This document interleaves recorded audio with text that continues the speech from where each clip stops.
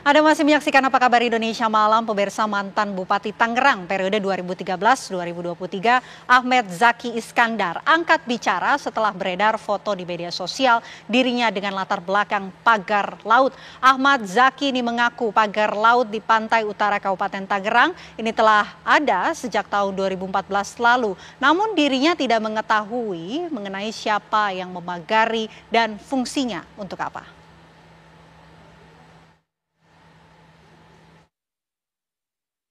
Tahun 2014, di mana waktu itu saya mengundang para rekan-rekan dan teman juga media, wartawan, juga ada beberapa NGO atau LSM untuk ikut dengan 3 speedboat kalau nggak salah waktu itu.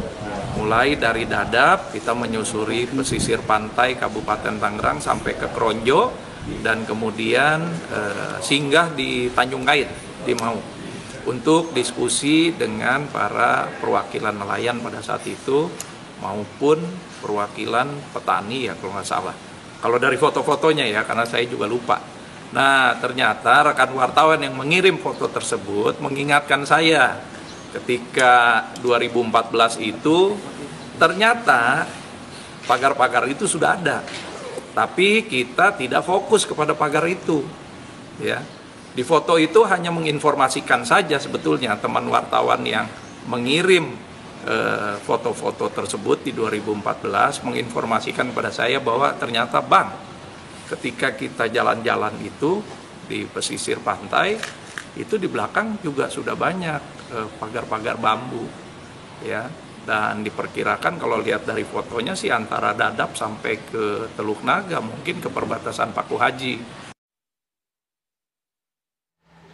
Ya, Pak Marcel, masih kita lanjutkan ya ternyata ya. Karena saya ingin dengar respon Anda berkaitan dengan apa yang dikatakan oleh mantan Bupati Tangerang, Pak Ahmed Zaki, yang mengatakan sudah ada sejak 2014 tapi dia tidak mengetahui begitu kalau ada pagar laut. Ya, makasih Mbak Vena. Tadi kalau saya amati pernyataan dari Pak Ahmad Zaki ya, beliau mengatakan bahwa dia nggak tahu siapa yang memasang dan yang paling utamanya adalah fungsinya buat apa. Karena bisa jadi fungsi antara pagar laut yang 2014 dengan yang sekarang ini sedikit berbeda.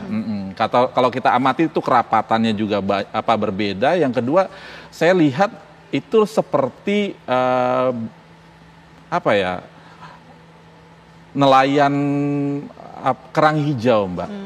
Mereka biasanya melakukan pemagaran seperti itu untuk budidaya kerang hijau mereka. Nah, ini sedikit banyak berbeda karena yang mereka lakukan pastinya terputus-putus, paling berapa puluh meter atau berapa ratus meter, habis itu putus, lalu mereka membuat kumpulan pagar seperti itu lagi, baru terputus lagi. Nah, itu tidak mengganggu alur pelayaran bagi para nelayan yang lainnya. Pasti mereka sudah ada diskusi-diskusi di internal mereka. Beda sekali dengan pagar laut yang kita perhatikan sekarang gitu, yang memanjang begitu luar biasa sehingga para nelayan pun komplain, kami mau lewat mana? Kami harus melaut dengan jarak yang jauh lebih jauh dan juga memakan waktu yang jauh lebih lama, sehingga konsumsi bahan bakar kami juga jauh lebih besar, sehingga ketika mereka harus pulang ke rumah atau pergi ke laut pun mereka juga membutuhkan waktu yang lebih lama.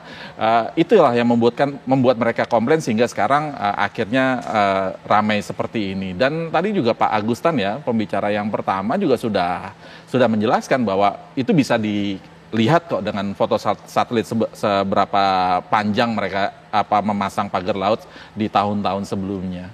Kurang lebih demikian, Mbak. Jadi memang dulu peruntukannya tidak memberikan kerugian begitu bagi para nelayan, tapi justru sekarang malah memberikan kerugian. Dan solusinya apa nih yang terbaik yang bisa dilakukan? Kalau sudah begini, kepentingan siapa yang kemudian harus dikedepankan? Saya dengan tegas mengatakan kepentingan publik, Mbak Vena. Karena kepentingan publik harusnya di atas segalanya, apalagi apabila tindakan itu dilakukan dengan ilegal ya. Karena negara Indonesia adalah negara hukum. Kalau kita mengingat itu berarti segala sesuatu tindakan yang dilakukan oleh siapapun ya harus berdasarkan hukum yang berlaku di Indonesia. Jadi tidak bisa dengan sembarangan para pihak menaruh pagar laut dengan niatan apapun gitu ya.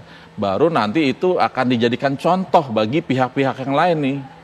untuk bisa melegalisasi keinginan saya mendapatkan ruang publik yang begitu besar ya untuk menjadi ruang private bagi perusahaan saya, maka saya pagar laut aja di kemudian hari. Kalau kita biarkan nih Mbak, tindakan seperti itu kita biarkan berkembang di masyarakat. Jadi memang tindakan tegas diperlukan. Tadi seperti Pak Alex sudah tegaskan bahwa siapa di belakang ini juga harus dicari, tapi juga jangan terlupa bahwa ada aturan-aturan yang seharusnya ada di lautan Indonesia yang saat ini belum bisa kita aktualisasi atau kita buat dengan begitu baik sebagaimana aturan-aturan yang ada di daratan. Dan jangan pernah lupa bahwa Indonesia ini 2/3-nya adalah lautan, Mbak Vena. 2/3 wilayah kita adalah lautan, sehingga problematik seperti ini itu bisa jadi muncul di kemudian hari kalau misalnya kita tidak melakukan penegakan hukum. Penegakan hukum, tindakan yang tegas diperlukan agar tidak terjadi lagi hal-hal seperti ini. Siap. Baik, kali ini terima kasih banyak Pak Waras.